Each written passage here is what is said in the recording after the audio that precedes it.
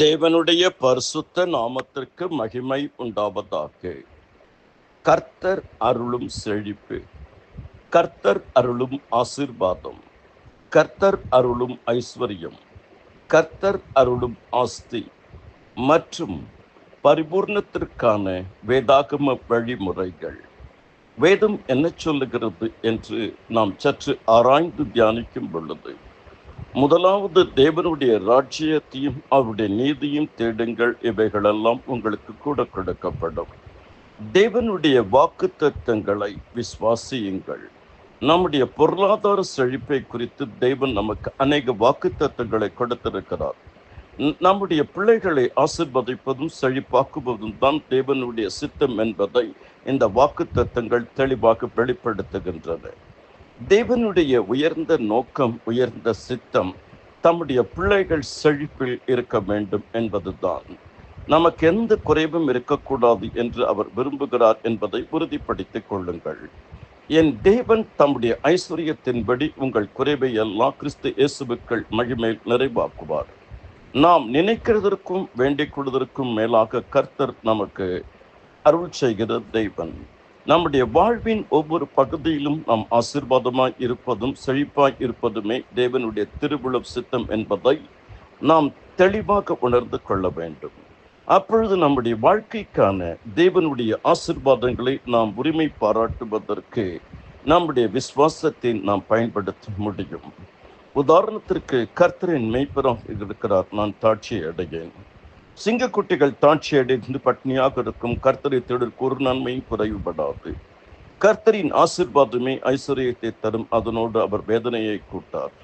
நீங்கள் சம்பூர்ணமாக சாப்பிட்டு திருப்தி அடைந்து உங்களை அதிசயமாய் நடத்தி வந்த கர்த்தருடைய நாமத்தை துதிப்பீர்கள். என் ஜனங்கள் ஒருபோதும் வெட்கப்பட்டு போவதில்லை. தேவனுடைய வாக்குத்தத்தங்களை நாம் விசுவாசிக்கும் பொழுது கர்த்தர் அருளும் செழிப்பு, கர்த்தர் அருளும் ஆசீர்வாதம், ஆஸ்தி, ஐஸ்வர்யம், பரிபூர்ணத்தை பெற்றுக்கொள்வதற்கு ஒரு வழிமுறையாக இருக்கிறது. இரண்டாவதாக, தேவனுடைய கற்பனைகளுக்கு கீழ்ப்படியுங்கள். தேவனுடைய வாக்குத்தத்தங்கள் மற்றும் ஆசீர்வாதங்களை நாம் அனுபவிப்பதற்கு தேவனுடைய கட்டளைகளுக்கு நாம் கீழ்ப்படிய வேண்டும். கர்த்தருக்கு நாம் பயந்தவருடைய கட்டளையில் பிரியமாய் இருக்கும் பொழுது கர்த்தர் நம்மை செழிப்பாக்குவதில் பிரியம் கொள்ளுகிறார். நம்முடைய எல்லா முயற்சிகளிலும் அவர் நமக்கு நல்ல வெற்றியை கொடுப்பார். உபாகமம் 28வது அதிகாரம் 1 முதல் 14 வரை, சங்கீதம் 112 1 முதல் 10, யோசுவா 1வது அதிகாரம் 5 முதல் 9, ஆதியாகமம் 12வது அதிகாரம் 1 முதல் 3. கர்த்தருடைய வசனம் விசுவாசத்தை கொண்டு வரும். விசுவாசம் கீழ்ப்படிதலை கொண்டு வரும். கீழ்ப்படிதல் ஆசீர்வாதங்களை கொண்டு வரும். ஆசீர்வாதங்கள் சில வேளையில் சோதனைகளை கொண்டு வரும். அந்த சோதனையில் நாம் உறுதியாக இருக்கும்போது நிச்சயம் கர்த்தர் உங்களையும் என்னையும் செழிப்பில் நடத்துவார். கர்த்தர் அருளும் செழிப்பை நாம் அனுபவிப்பதற்கு கீழ்ப்படிதல் மிகவும் முக்கியம். அதனால்தான் ஆபிரகாமுக்கு கீழ்ப்படிதலை அதிகமாக கற்றுக் கொடுத்தார். கீழ்ப்படியும் பொழுது கர்த்தர் நம்மை வாலாக்காமல் தலையாக்குவார், கீழாக்காமல் மேலாக்குவார். அவர் உங்களுக்கு என்ன சொல்லுகிறாரோ அதன்படி செய்யுங்கள்.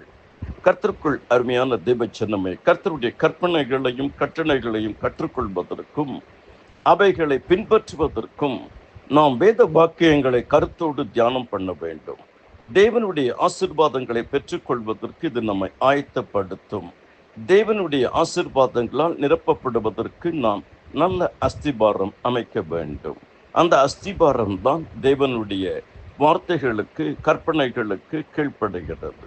கர்த்தருக்குள் அருமையான தேவச்சனமே, கர்த்தர் அருளும் செழிப்பை நாம் அனுபவிக்க வேண்டும் என்றால் தேவனுடைய எச்சரிப்புகளுக்கு நாம் கீழ்ப்படிய வேண்டும்.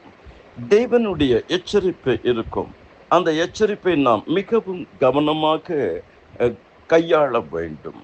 பண ஆசை மற்றும் பொருளாசையை குறித்து தேவன் கொடுத்திருக்கிற எச்சரிப்புகளுக்கு நாம் கவனமாய் செவி கொடுக்க வேண்டும். எல்லா தீமைக்கும் வேறாயிருக்கிற பண ஆசையிலிருந்து நம்முடைய இருதயம் விடுதலை பெற்றிருக்க வேண்டும். பண ஆசையானது நம்முடைய வாழ்வை அழிக்கக்கூடிய அநியாயமான பாதைகளுக்குள்ளாக கொண்டு போய் சேர்த்துவிடும். எல்லா சூழ்நிலையிலும் போதும் என்கிற மனநிலையில் இருக்க நாம் கற்றுக்கொள்ள வேண்டும். மன ரம்யமோ நித்திய விருந்து. தேவனோடு நமக்கு இருக்கிற உறவை அழிக்கக்கூடிய அளவுக்கு உலக பொக்கிஷங்களின் மீது நம்முடைய இருதயத்தை நாம் பதிக்கக்கூடாது.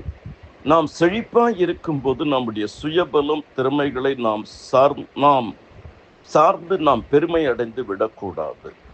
எல்லாவற்றையும் கொடுக்கிறவர் அவர்தான்.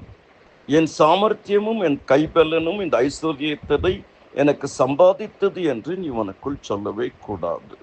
உதாரணத்திற்கு 1 தீமோத்தேயு 6:6-10, மத்தேயு 16:19-21, எபிரெயர் 13:5-6, உபாகமம் 8:17.